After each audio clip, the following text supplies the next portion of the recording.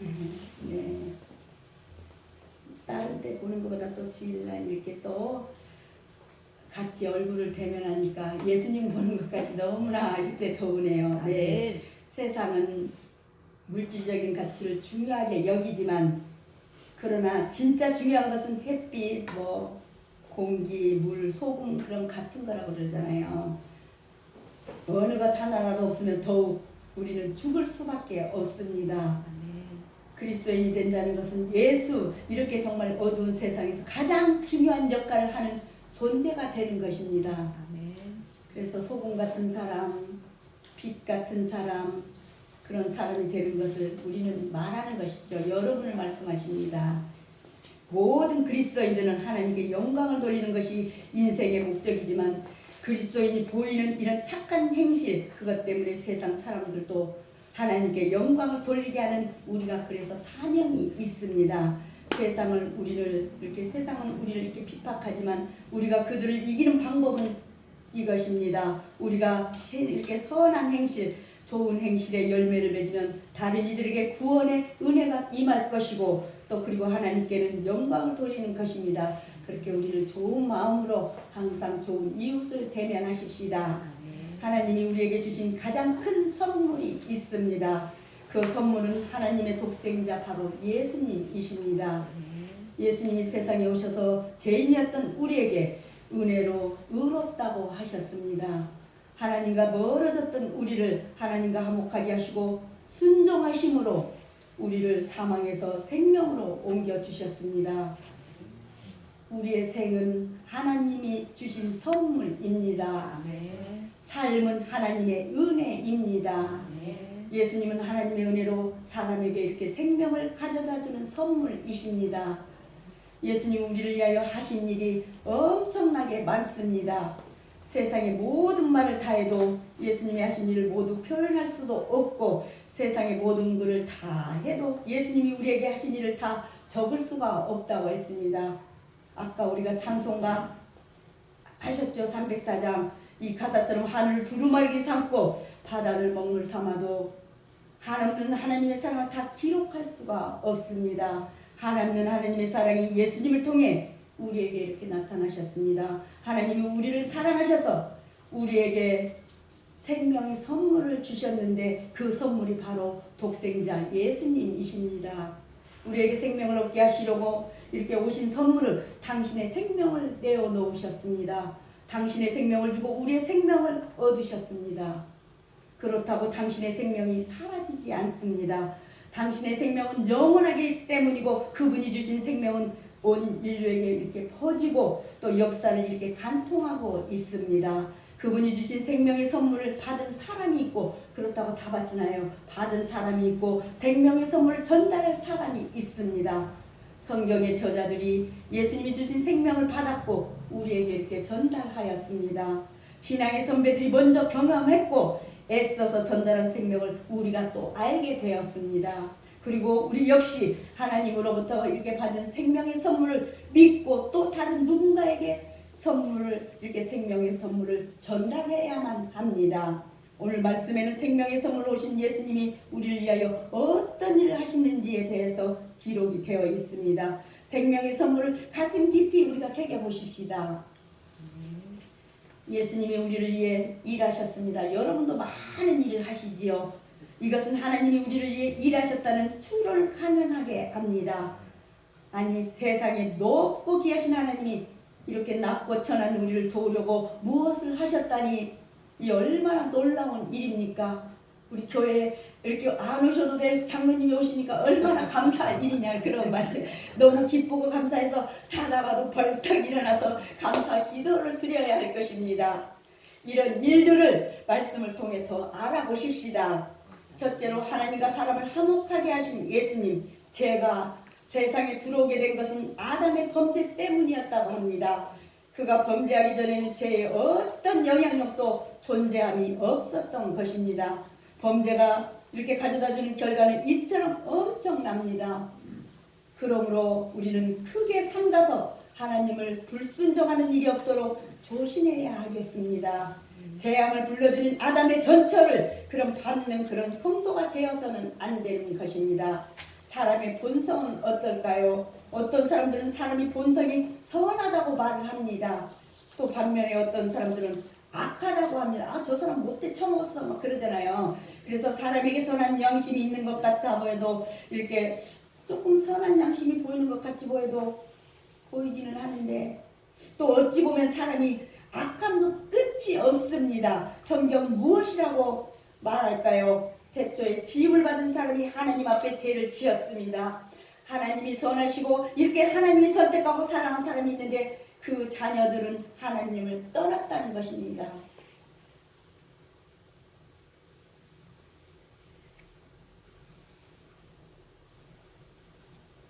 하나님이 사람을 향해 이렇게 관심을 갖고 있는데 사람은 하나님의 관심을 외면했다는 것입니다. 스스로 하나님이 원수가 되어서 죄를 지으며 살아갑니다.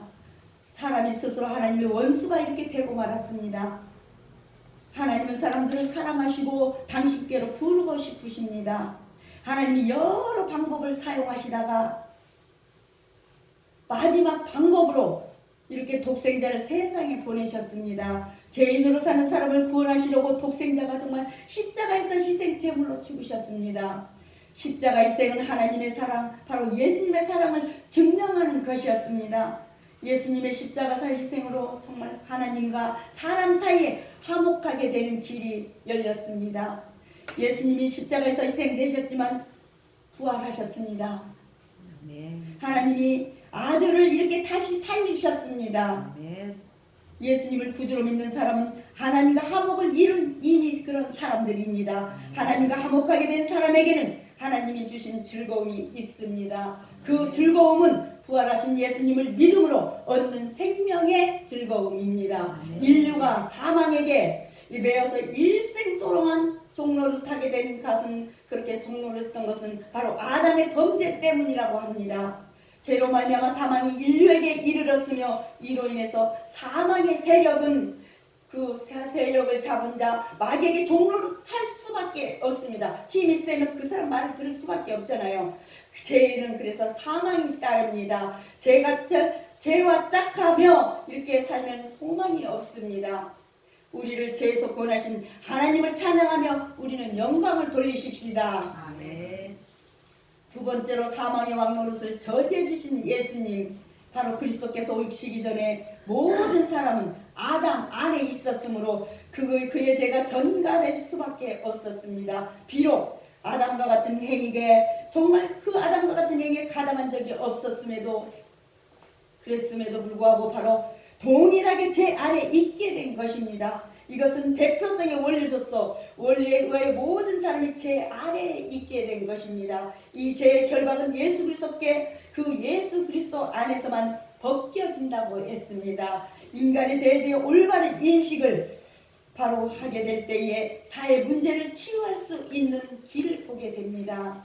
그래서 인류의 조상이 하나님의 말씀을 어기고 죄를 지었습니다. 한 사람 때문에 인류에게 죄가 들어왔고 그 죄가 인류를 또 오염시키고 대대로 혼자 내버려두면 죄의 유혹을 쉽게 이렇게 받아서 넘어지기 쉽습니다. 죄가 사람을 내버려두질 않습니다. 죄가 사람을 사망으로 인도하기 때문입니다. 하나님이 개입하지 않으시면 사람은 영원히 그래서 죽을 수밖에 없습니다. 한 번 죽는 것이 사람에게 정해진 것인데 그걸로 끝나지 않는다는 것입니다. 죽음 이후에는 분명히 심판이 있습니다. 죄를 짓다가 죽으면 심판을 받고 영벌 즉 영원한 사망에 처해집니다. 하나님이 사람의 죄를 깨닫게 하시는 그런데 방법이 있습니다. 그것은 바로 율법을 주시는 것이었고 율법은 하나님의 뜻을 담아서 옳고 그름을 알려주는 역할을 하였습니다. 율법을 보는 사람들이 자기의 죄를 깨닫습니다. 율법이 없을 때는 죄인지도 또 몰랐습니다. 그렇다고 죄가 없거나 사라지는 것도 아닙니다. 율법이 없었을 때도 율법이 주어졌을 때도 온 땅에 죄와 사망이 가득했습니다. 사망이 인류를 제지할 특단의 대책이 필요했습니다. 한 사람 때문에 죄가 들어왔지만 그 한 사람은 한 사람 덕분에 죄가 사라지게 하셨습니다. 사망의 왕노릇을 그치고 이렇게 이제 사망의 왕노릇을 그치게 하고 생명의 선물을 한 사람이 있습니다. 인생은 끊임없는 도전이요. 그래서 선택이라고 할 수가 있습니다. 우리 영림 목사님 그잖아요. 목사님도 선교도 계속 도전이고 선택이잖아요. 이렇게 선택이라고 할 수가 있습니다. 도전과 선택은 인생의 성패에 그래서 중요한 요소입니다. 아담의 불순종으로 말미암아 모든 사람은 자신의 의지와 관계없이 그와 함께 죄 아래 있게 되었으며 세상의 지배를 받게 되었습니다. 우리는 죄의 무서움을 너무나 잘 알고 있습니다. 그것은 하나님과의 교통을 단절시키는 이렇게 거대한 장애물이며 이 세계의 어떤 힘으로도 제거하지를 못합니다. 죄는 인간이 해결하지 못합니다. 오직 예수님만 해결하실 수가 있습니다. 세 번째로 은혜와 의의 선물을 가져다 주신 하나님. 네, 사람이 의롭게 되는 길, 바로 제 문제에 대한 해답은 하나님뿐입니다. 즉 예수께서 해답이 되신다는 것입니다. 인류가 해결해야 할 사람이 그래서 그걸 시급하고도 심각한 가지가 제 문제인데 그리스도 밖에서는 불가능하다는 것입니다. 우리가 과학의 발달이나 문화의 진보를 꾀하기 전에 먼저 해야 할 일은 제 문제를 해결하는 것이며 그 길은 예수 믿는 길뿐입니다. 첫사람이 첫사람 바로 아담이 있었는데 본문은 아담을 오실 자의 모형이라고 했습니다. 첫사람 아담은 죄를 세상에 허용하고 사망을 가져온 산 사람이고 마지막 아담은 의를 세상에 가져오시고 생명을 주시는 한 사람이라고 고린도전서 15장 45절 말씀하십니다. 한 사람의 죄는 전염성과 유전성을 이렇게 갖고 있습니다. 죄에 전염되고 유전된 사람들이 사망에 이르렀습니다. 하나님의 심판을 받고 영벌에 처해졌습니다. 하나님은 사람들에게 죄를 끊고 싶어 하십니다. 하나님의 생각이 사람에게는 은혜입니다. 하나님은 은혜의 선물로서 사람에게 의로움을 주실 한 사람을 보내셨습니다. 그 한 사람이 곧 독생자 예수님이십니다. 예수님을 믿으면 죄로부터 해방되고 의로움을 얻습니다. 예수님은 하나님이 보내신 은혜의 그래서 선물입니다. 사람이 해결할 수 없는 죄 문제를 하나님이 해결하여 주시니 은혜라 말할 수밖에 없습니다. 즉 은혜로 의롭게 되는 일이 가능합니다. 하나님이 보내신 선물은 모든 사람에게 우리에게 적용됩니다. 예수님은 모든 사람이 믿어야 할 구주 예수이십니다. 하나님이 보내신 예수님이 인류에게는 선물이고 예수님이 가르쳐 주신 믿음이 바로 선물입니다. 하나님이 베푸신 은혜가 선물이고 죄가 사라지고 의를 얻게 됨이 선물입니다. 우리에게 사망이 그치고 생명을 얻게 됨도 하나님의 선물입니다. 마지막으로 순종함으로 생명에 이르게 하신 하나님. 사망과 생명이 교차로에 선 모든 사람이 성공과 승리를 위해서 도전하고 선택해야 할 유일한 길은 믿음뿐입니다. 믿음으로 의롭게 되고 믿음으로 하나님께 나아가며 믿음으로 그분을 기쁘시게 합니다. 믿음은 바라는 것들의 실상이요 보지 못하는 것들의 증거니 선진들이 이로써 증거를 얻었다고 히브리서 11장 1절 2절을 말씀하고 있습니다. 삶과 죽음은 간발의 차이입니다. 불순종과 순종이라는 그 차이뿐입니다. 우리는 잘 통과해 나아가십시다. 죄를 깨닫게 하는 율법이 있어도 여전히 죄가 가능했습니다. 그런데 죄가 클수록 하나님은 은혜가 더 넘치게 하셨다고 합니다. 하나님이 사람에게 베푸신 은혜가 예수님을 통해 완성되었습니다. 하나님이 사람에게 생명의 선물 바로 예수님을 보내셨습니다.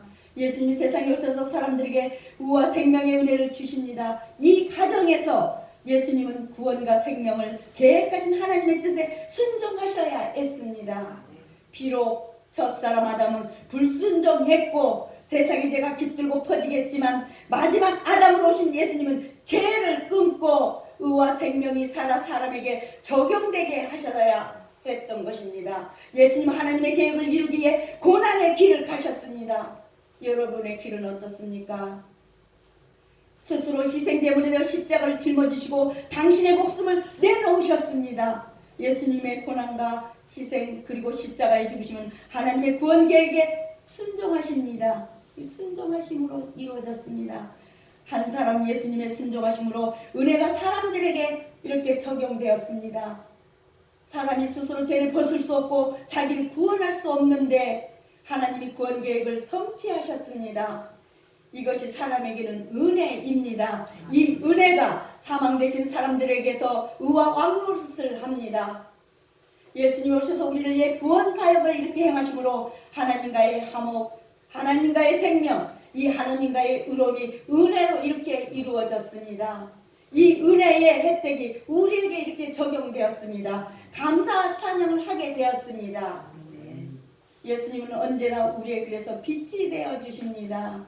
어둠 속에 있는 백성들은 하나님의 나라로 인도하시는 참 빛이시고 진리의 빛이 되어 주십니다. 세상이 이야기하는 진리가 아닌, 그런 세상이 이야기하는 진리가 아닌 예수님의 빛을 분별하고 따라야 정말 하나님의 나라에 이를 수가 있습니다. 하나님이 주신 생명의 선물하고 이번 한 주간도 저야 여러분들은 승리하는 삶을 사셨으면 좋겠습니다. 기도하겠습니다. 하나님 감사합니다. 죄인이었던 우리를 천국 백성이 되게 하신 우리 아버지 하나님, 하늘의 복된 말씀을 통하여 심령이 바뀌고 삶의 모습들이 바뀌어서 우리가 정말 날마다 바뀌어갈 수 있게 인도해 주신 은혜를 감사를 드립니다. 아멘. 어제나 오늘도 진리 가운데 거하게 하시는 참 좋으신 아버지 하나님, 말씀을 듣고 입으로 시인할 때 믿음이 자라게 하시고 그 자라서 바라는 바 결실을 보고 해결되는 감동이 있게 만들어 주시옵소서. 교회의 모든 것을 축복하시고 능력으로 감싸 안아 주시옵소서. 하나님의 나라의 상급이 많은 것처럼 교회에도 일들이 많이 있습니다. 이제 그 일 중 하나를 선택하여 매일매일의 시간을 내어서 교회를 섬김이 넘치는 교회가 되게 하여 주옵소서. 예수님의 이름으로 감사하며 기도드립니다. 아멘. 네. 경배하찬가 268장 한번 해볼까요?